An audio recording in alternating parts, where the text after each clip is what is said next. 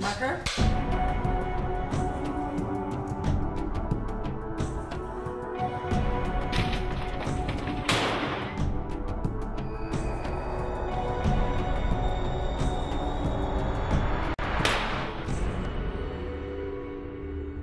The first time I read the script, I got through 10 pages and I was by myself in my apartment and I put it down because I was too scared to keep reading. I read it like Alice in Wonderland meets Dante's Inferno. I read it, I think, a week later in the afternoon in the sun, and that's how I got through it. But that's what attracted me to the piece as well, because it was definitely a page turner and it was something that freaked me out. When I first read the script, I was riveted. It's a spectacular piece. There's so much to it, so many levels, so many complexities, and so many wonderful themes that are permeating throughout. She's a child! She's just a child! It was quite scary. I just thought, wow, who's thought of this? How did they get these ideas? My first experience of Silent Hill was 5 years ago, and I play on PlayStation 1, Silent Hill 1. And I remember I was something like 3 or 4 hours into the game when I realized that I was playing a game which was completely unique, absolutely frightening, and basically one of the few games that actually could become a movie. Hey! Cut!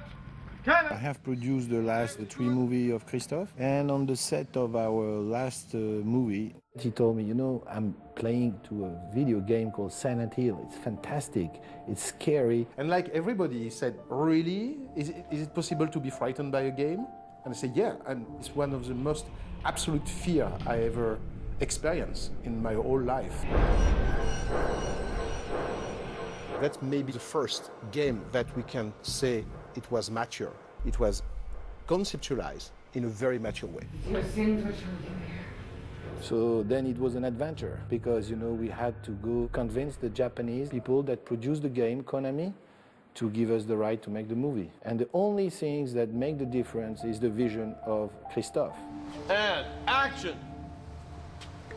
They were anxious about the level of faith that a director will bring to an eventual adaptation, because that game has such a cult following. The fan base for Silent Hill is very, very protective of the game. So we've been very careful to listen to the fans and to maintain the suspense and the areas that they really feel strongly about, like the means of illumination in the darkness and certain key characters and antagonists, so to speak.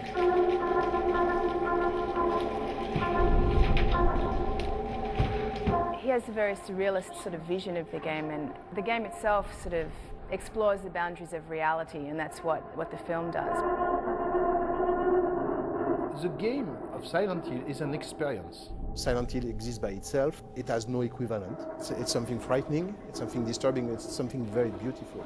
It's not only about fear, it's about emotion. There is not so many games that make you cry. I never adapted a game before, and I realized when I was doing that it was completely different. When you're adapting a game, you're adapting something that actually you have lived for real. You have the feeling to have been there and bring back some truth about what was the experience to face that adventure. And the story is basically a background. And what was important in the idea to do a movie is bring back in the foreground that background story. So that was the most important challenge. Rose!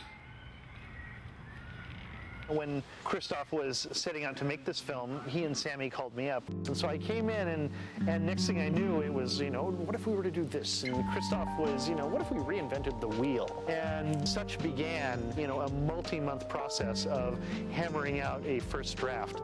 Whenever I approach anything to adapt, you have to be willing to completely disassemble it and to create something new. The one element that you must remain true to is the spirit of the material. If you're not true to the spirit of the material, then you've completely lost. Every gamer that played this video game at home in the dark, I think will enjoy being in this theater, in the dark again, having the same feeling and the same approach. The other thing we strive to do is to make it logical on a level that those who have no idea what the game is about will understand and appreciate the suspense, horrific moments, and the plotline. Shan! I see her! She's there! Shan! We wanted to create something that derived elements from the Silent Hill games and the Silent Hill universe, but was a bit of a creature on its own. Christoph, on one hand, remained profoundly true to the source material, and I remained as true as any human could attempt to the spirit of the material.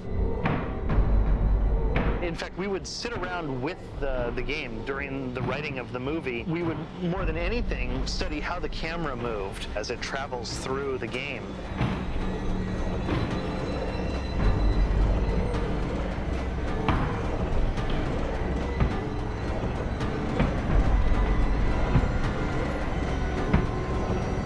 We kept a number of elements from the game and created sort of a composite. These games are very frightening because the characters are very emotional, and basically they are very vulnerable.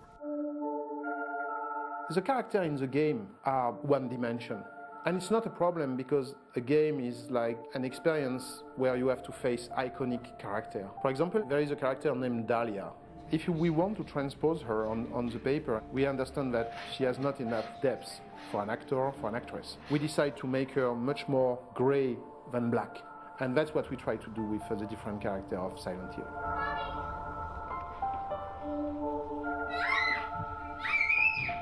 When you have to invite the audience to follow you into a crazy world, it's good that you make it through a very simple motive, like the love of a woman for a kid. Christoph has reworked the idea and making it a woman searching for her daughter. The main theme of the film is motherhood. Who's a good mother? Who's a bad mother? It's okay, baby. Everything's gonna be okay. The lead character of Silent Hill 1 is a man named Harry Mason.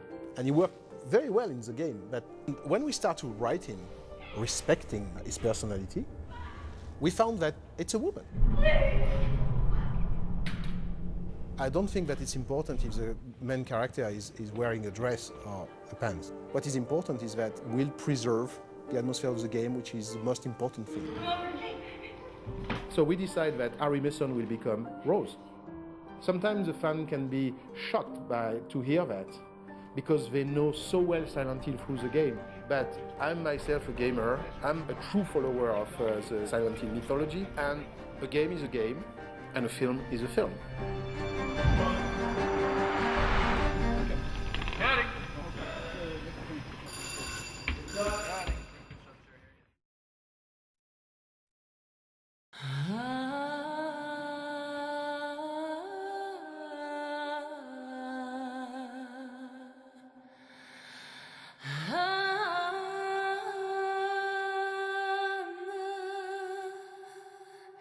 I think what's really exciting about this movie is the cast. There's a series of fresh faces, actors that you may be familiar with, but you haven't seen them 1,000 times before. They're going to bring life to the characters. Go! Go, go, go!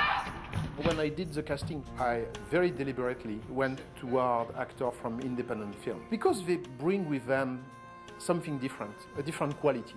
Actresses like Radha Mitchell, Deborah Karanger, Alice Creed, of course Laurie Holden. You know, it's much more exciting to see somebody who doesn't used to do this kind of film. The audience of this type of movie love that. The role of Rose, we needed somebody with that blend of vulnerability but strength and determination as well.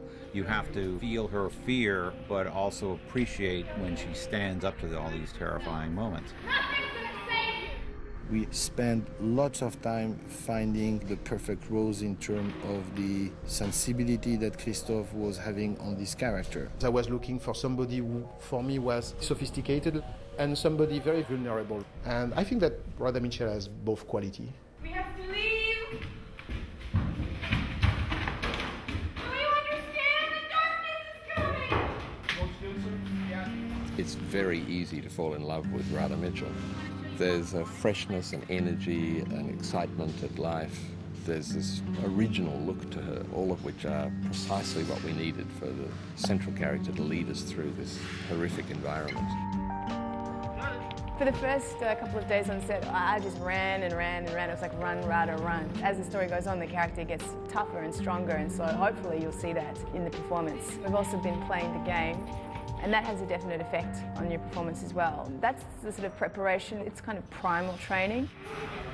Christophe is focused on female characters. There's something unique about seeing sci-fi, or this sci-fi genre, with just females leading the story in a way. And he's almost kind of exoticized the idea of femininity by polarizing it with the male characters who are sort of grounded in reality, and all the women are in this kind of fantasy nightmare.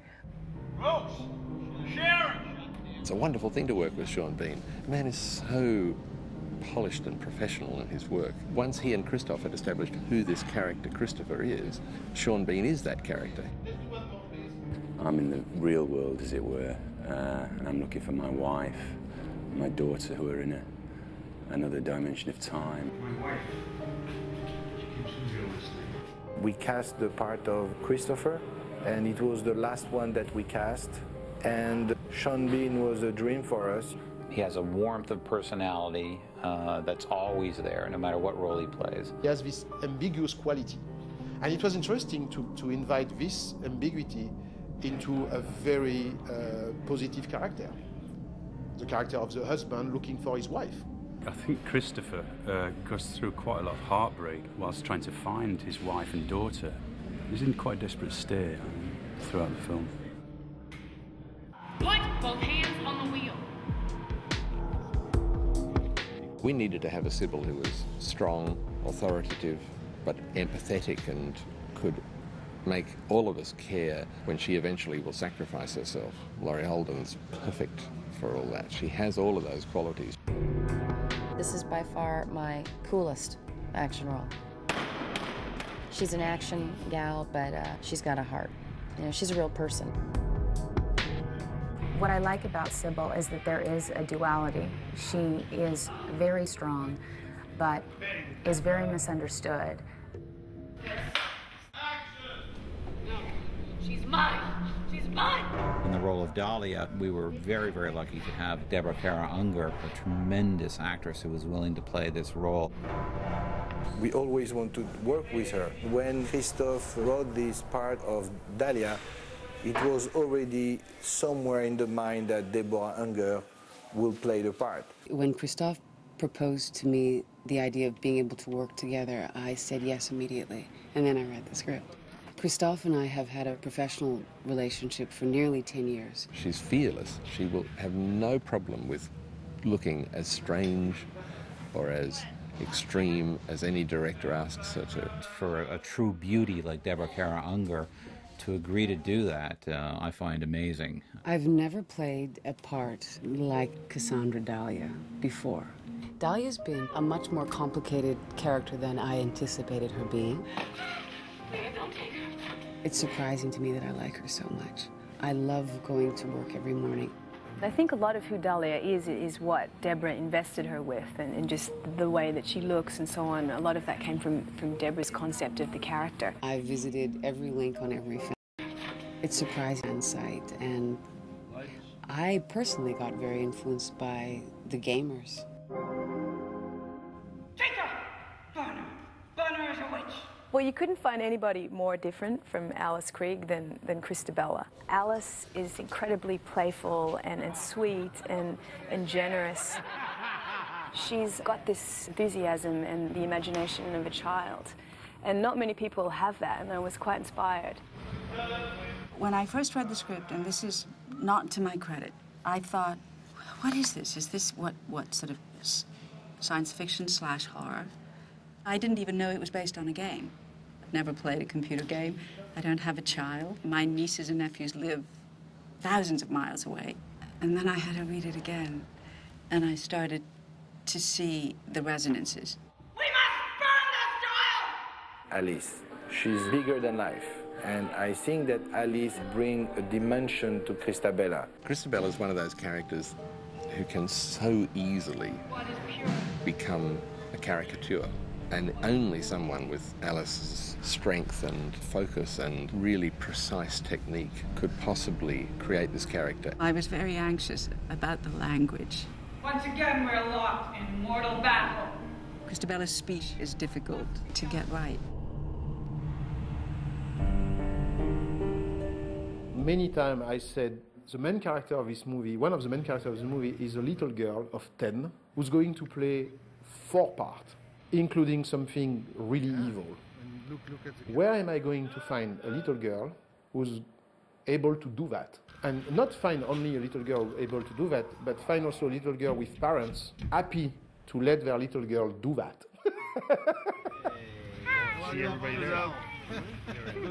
When I first met Christoph, we were in the production office, and he said that at first he was worried that he wouldn't be able to find someone to play all 3 characters that were so strange. I will remember always the day Jodelle came at the office, and she was walking into the office saying, "Where is the director? Where is the director?" He was watching a 15-hour miniseries. He watched it over the weekend that I had done. And I say, "Hi, Jodelle, how are you?" And she said, "Yeah, I'm fine, I'm fine." I say, "You know, Jodelle, you're going to play 3 different characters in this film, and one of them is the devil." I always wanted to play the devil. He just said, "Perfect," so I'm here. When Jodelle plays Darkolessa, it's almost like she's transformed and she's somebody else completely. And it's really quite eerie and bizarre. I've only ever played like a normal little girl like Sharon a couple of times, but most of my roles are like Darkolessa. I played an evil clone once. And I don't know how this delightful little gem who likes pink can so easily grasp terrifying moments and then cut and crack a silly little girl joke. She steals every frame. I think she's somebody that's going to go very far into the cinema. Feel the resistance into your arm. To watch these transformations in these women has been very, very fun, and all of the characters are so distinct. It's certainly a female-driven piece, which is a delight. It creates a very playful environment where we all have clearly different things to offer each other as characters and, of course, as individuals. Every day, everybody's been challenged and everybody's been really pushing their limits and doing the best work that they can and taking everything very seriously and really putting their heart into it. Really, there's a lot of love in it, and as much as it's a kind of dark, dark story, there's a lot of love behind the making of this story.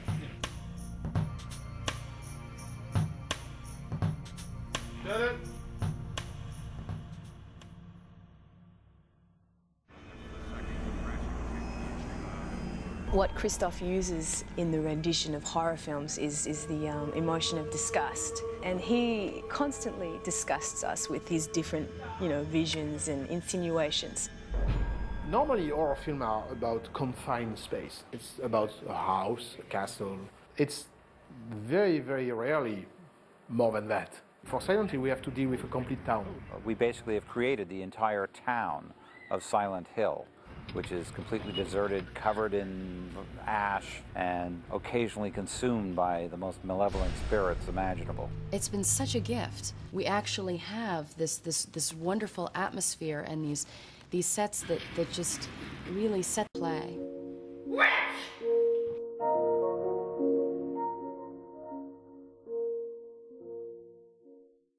But I think it's great that it's slightly like that. Since a long time, I wanted to work with Carol Spear, who's a very important production designer. She's facing it and they just bend slightly. Silent Hill is a town that has been abandoned for 30 years. The paint is peeling, the walls are crumbling. We had to show things in like 3 or even 4 variations. I mean, we had a set sometimes, other than having one look, had 3 or 4 looks. We have 4 different Silent Hill. So we have a Silent Hill as it exists now today. We have Silent Hill like it was 30 years ago. We have Silent Hill in the fog, and we have a Silent Hill when the darkness arrives and when all the nightmares and the creatures appear. Basically, there's a new set every 60 seconds. So it's a visual feast. There's constantly something new to look at. We were dealing with 106 different sets and locations in the film. It's huge. I mean, for a horror film, I think it's maybe the first time it happened. It was a real challenge to try and put all the sets together and just to create the texture. I have a passion for movies with texture, and texture just, comes with the aging of sets. So I like sets that can have some age and also some history to them. Quiet. Action. We found Silent Hill in Brantford. It was probably one of the best finds that we had found in terms of finding a location. She told us, I know a town not far away from Toronto. You will have the type of industrial look that you were looking for to build around that the universe of Silent Hill. Some of the businesses had closed out. They were going through some renovations, so a lot of sections of the whole street had closed down because they were going to renovate it. We were able to go in and redress and basically to make it look like the town had been abandoned for 30 years. Then you have the sets in the foggy world where there's a certain benign malevolence to them. Everything's gray, there's not much color. The color is more desaturated. Everything is falling apart and dilapidated. The mountain was just the bane of my existence. It was, it looked like a road, a mountain road. We built it so we wouldn't have to do all those CGI shots putting in fog, and the only way to guarantee that we could control the fog was to build it indoors. So we spent 8 weeks building the side of the mountain and then putting a road in and asphalting it. Then the darkness, everything is rusted, everything's decaying even further. It's just a world of rust and blood. And as we get further and further into the story, it goes from a very slight bit of rusting as she goes into the first set of darkness up to the hospital at the end where the walls are almost covered in blood. It's quite horrific, it's almost like a mental hospital that's covered in blood and gore. And it's just very spooky and very disturbing. Maybe get some of the fake blood.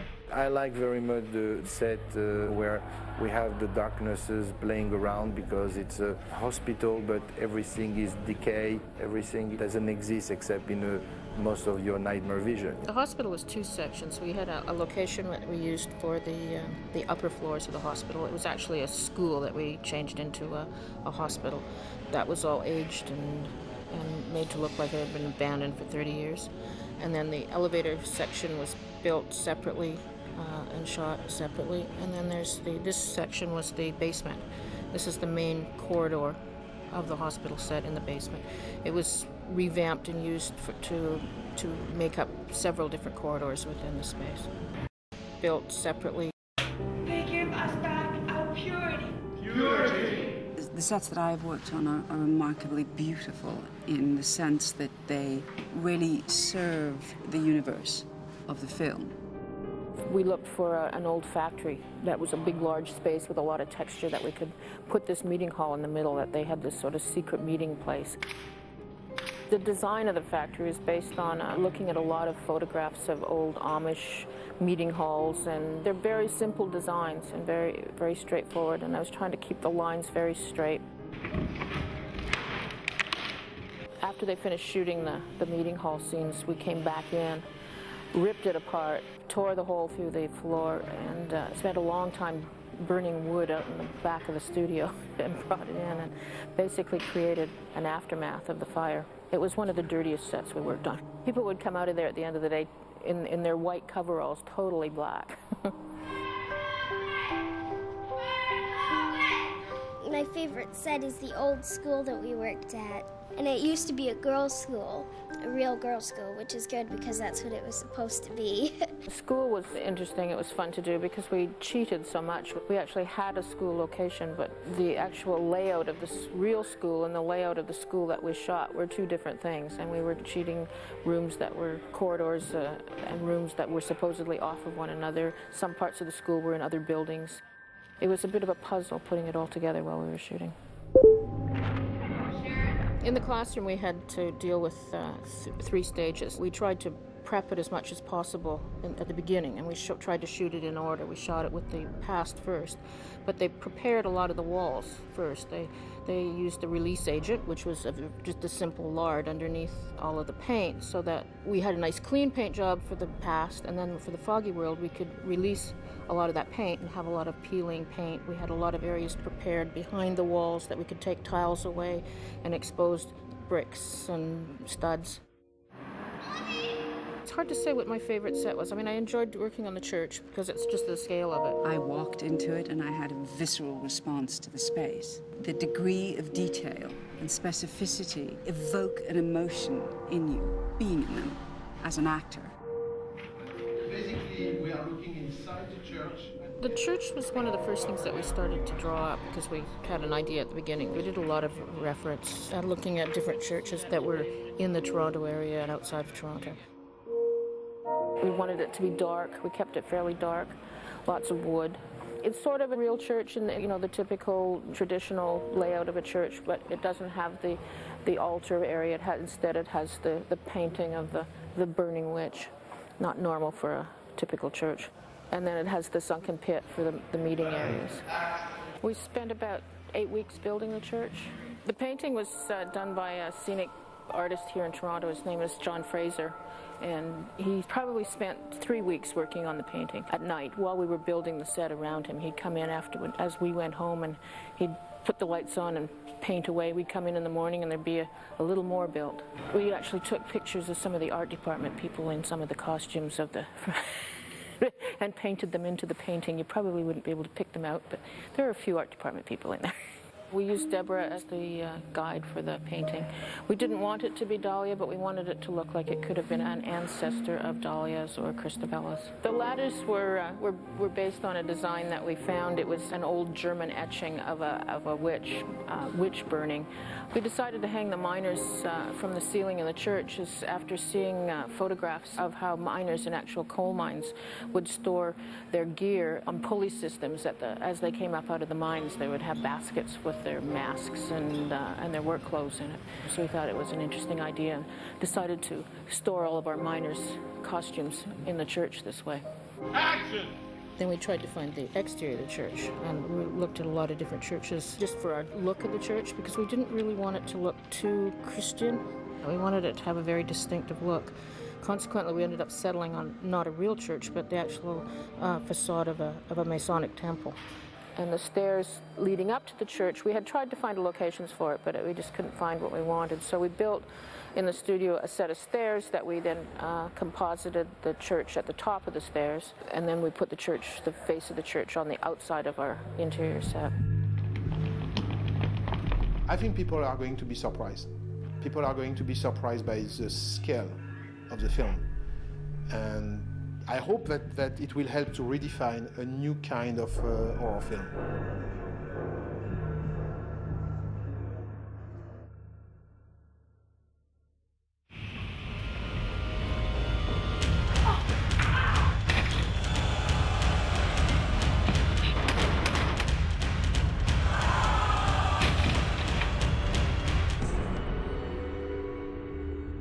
It was Christophe's vision that Rose is very much a normal person in this unnormal world. But she does get to engage in stunts, which is like every actor's fantasy. Steve Leseska was the stunt coordinator on Silent Hill. I always want Steve on any size picture, big or small. He can make things happen safely and quickly and magically so that people can be For a movie that is basically set out on the surface to be non-action, there are a lot of action elements incorporated throughout the entire filming of the project.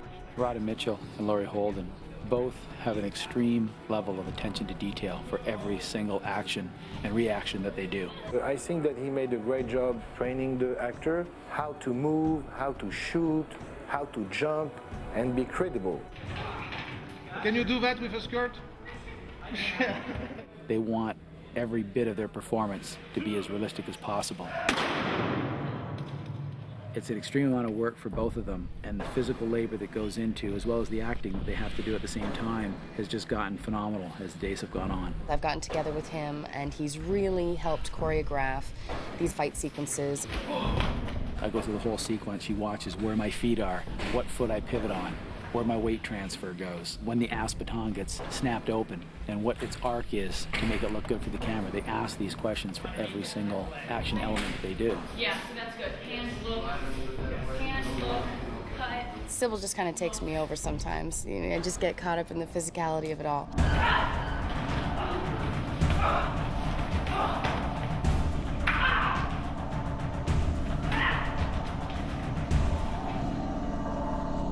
If you review the scene, you'll see that Sybil is not wearing any protective gear on her arms, and the miners are wearing these huge costumes with 1.5 inch thick metal underneath them. So every time I was hitting them, I was scraping up my arm, pretty much my right arm mostly, but both of them. And they were bruised and cut up and scabbed. But at the end of the day, it was so fun and exciting, and I look at all my war wounds as my badges of honor.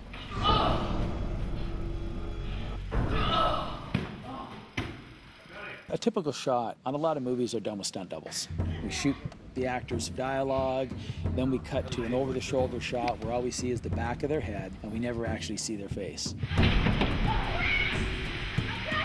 When Laurie and Rada are in the small utility room, and Red Pyramid has basically cornered them in there, we did the opposite. We actually shot from the front face on, so we could see both Laurie and Rada's faces throughout the entire sequence. I thought that I would just be primarily using my imagination. I never anticipated that there would be this huge blade that really was up against my neck. Steve Luchescu, I mean, really choreographed me going up against the wall, and I was that far away from the blade. 2, 3. I needed to get my head out of the way at the precise moment, or there could have been a problem. For me, the scene in the boiler room was very much about playing limbo, because this big sword would come in and over the top of us, and I'd have to like bend back, try not to get my head cut off. So we rehearsed it and rehearsed it and rehearsed it. The blade was coming in at a very slow speed at first, and then we doubled the speed and doubled it again and doubled it again until we got to the final speed that we operated it at. That sort of athletic element of the film was fun, and I think it was something that both me and Laurie really enjoyed doing. There's different elements that we use throughout the whole movie with Rada. She's got a wardrobe that isn't very forgiving as far as the ability to put pads on her. So we have to put her in a special skid plate that we can drag along the floor that's molded to her body. Because if we were to drag her across the rough surface of the floor, it'd just shred the wardrobe, and every take would mean a wardrobe change and on and on and on throughout the day. But by putting the safety elements into that, Laurie can basically just grab her, drag her across a floor and through a doorway.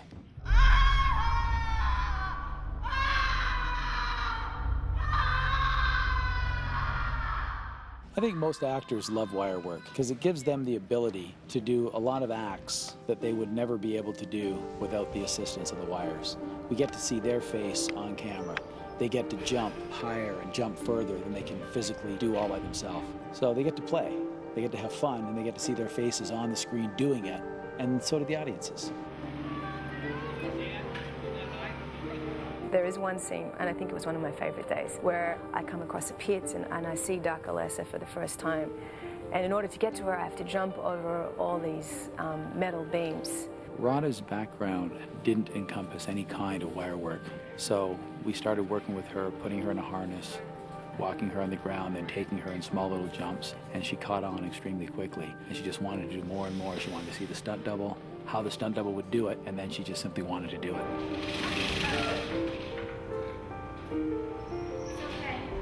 We shot almost all the footage of her going across the beams, with it really being Rada Mitchell doing the jumps from beam to beam to beam all the way across. It's okay. I'm coming. I'm coming over. I actually did have to jump and sort of keep my balance. So there's a certain amount of terror on my face you'll see in those scenes, and a lot of that was real. And of course, if I was going to fall, I'd be caught on the cable. But for me, it was quite exciting because I'd never done it before.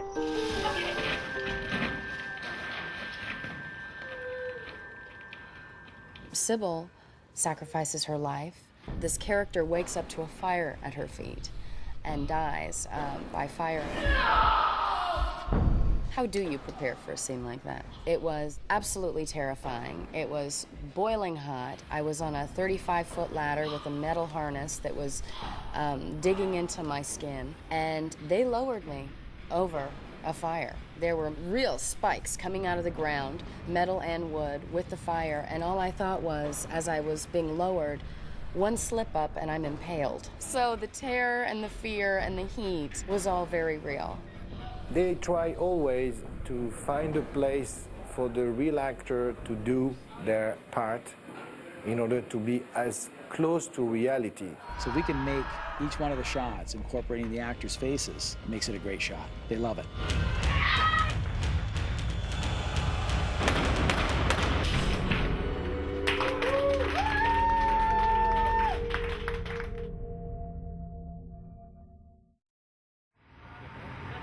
This is great serious horror with a director that appreciates what you do monster-wise.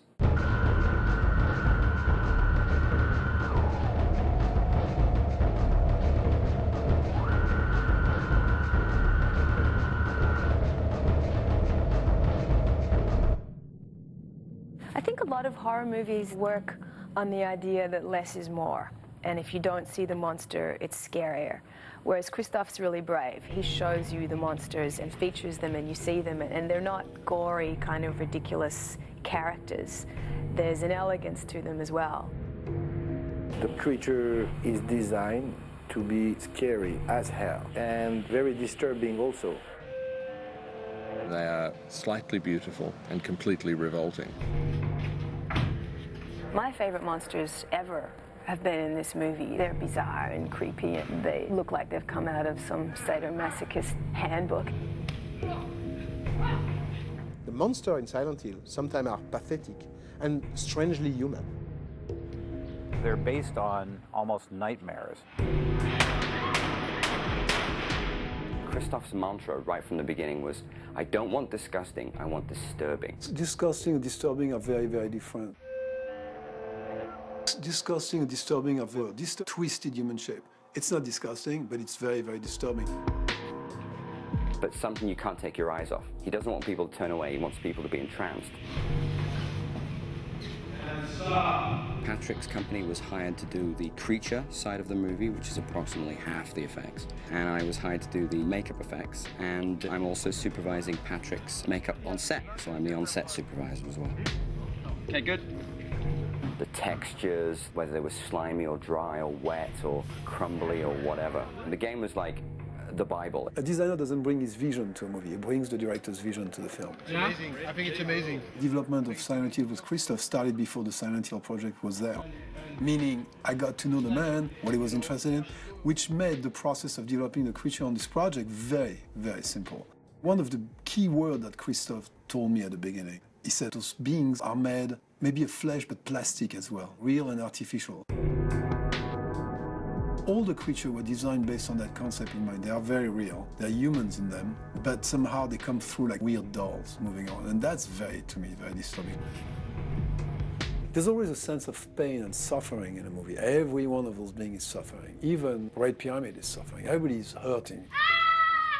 Screaming is another thing that Christoph wanted to see everywhere. He says he wants those things to scream all the time. I'd like now to introduce you to my favorite character on set. My personal favorite one is the armless character. Visually, I think that's my favorite monster.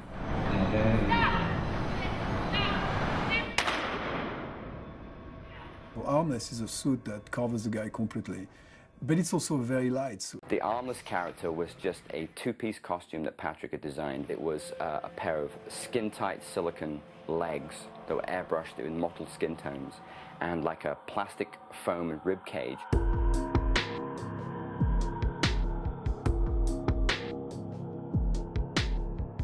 Over the top of that was stretched a big silicone condom that was about 4 feet long, which strapped onto the actor Michael. Breathing is hard. If you're claustrophobic, like, you can't do it. Oh, I'm breathing through the hole. Yeah, opening this. And it comes with a mouthpiece with an air tube that goes through my bodysuit and out the back of my suit. So it's all like that. Patrick had designed it so Michael could wear the costume. There would be a manifold built into the chest and a little kind of a vent and a hose that would be plugged into a big pressurized container full of black methocel, which is essentially food thickening agent mixed with water and black pigment. And on cue, we were able to spray this out of Michael's chest. 3, 2, 1, spray!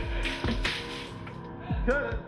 He had a few little nicknames on set by the crew. My favorite one was Trojan Man. He looked like a big rubber condom walking around with a big hole in his chest that sprayed out acid.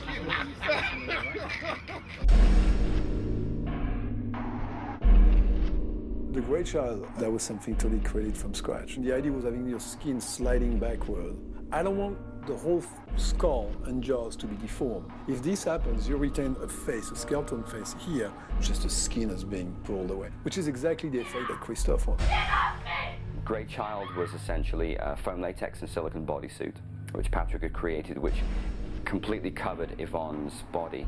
Little feet appliances, which blended the suit down into her ankles, and hands and a head, which would be glued down over her body every day. That process, about 2.5 hours.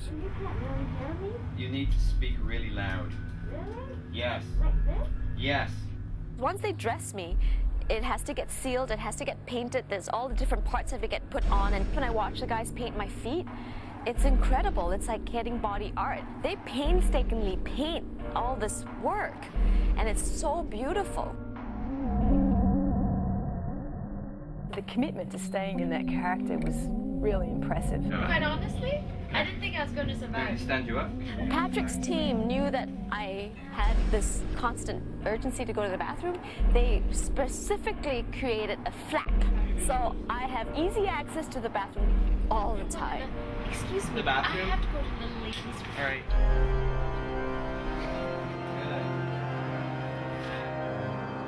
There was a lot of excitement on set when the nurses came to set because they were en masse, and because there were so many women that looked exactly the same with no faces, it looked kind of like a pack of animals. Those designs came from the game, and this idea of like having no face and just a scream. We decided to just build a couple of generic masks which had the mouth open, which later will be tweaked with CGI for expression and things like that. I created the costumes and the hats of the nurses. Essentially, we took a generic body form and sculpted distressed, rotting, putrefying skin in a very thin layer over that surface. We brought in 20 girls, so I created 20 latex nurse costumes, which did up with zip ties and Velcro, because they had to be extremely tight on the girls' bodies.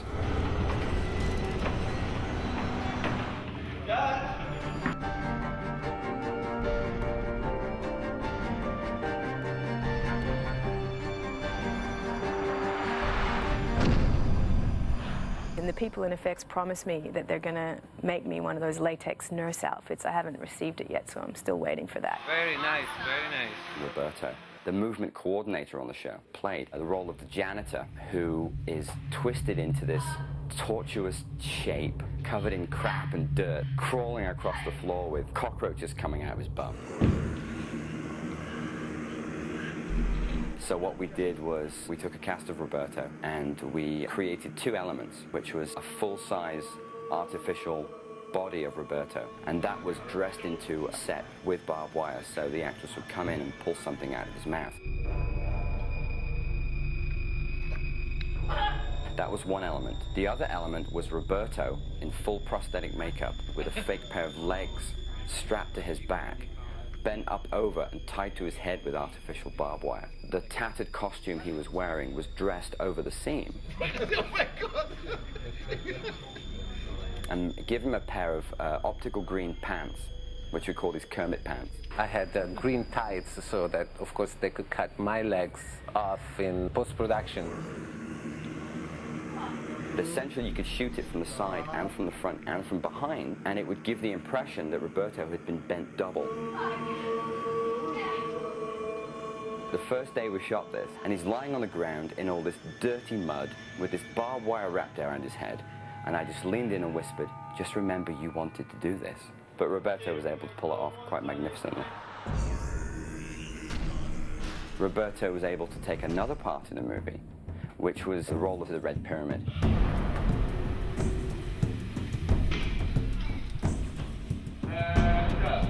The fact that it was a character that appeared in the game pretty clearly, and on top of that, it's a fantastic looking character. There was not much need to try to do something different. We had to find the right proportion that would still allow an actor to carry this for hours on set. So we worked with very, very light material that are painted in such a way that they look extremely heavy, but bottom line, they were very light. My prosthetics, the upper body is glued to my skin.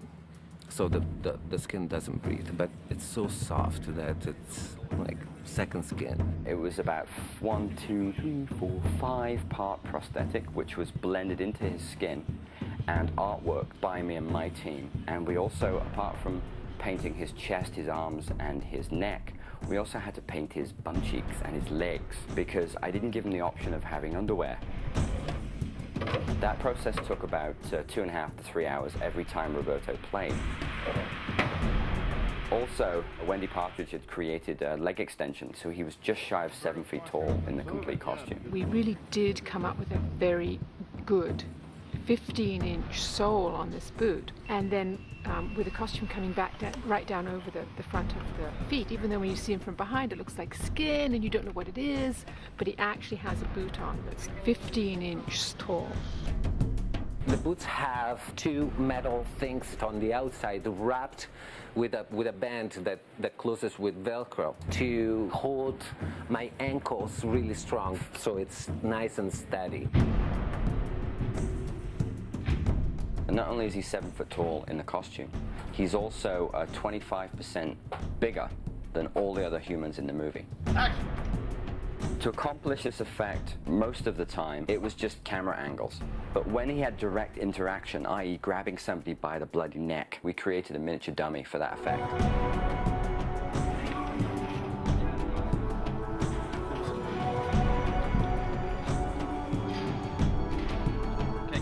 I don't think I've had a good day at work unless I have to take an hour to wash my hands.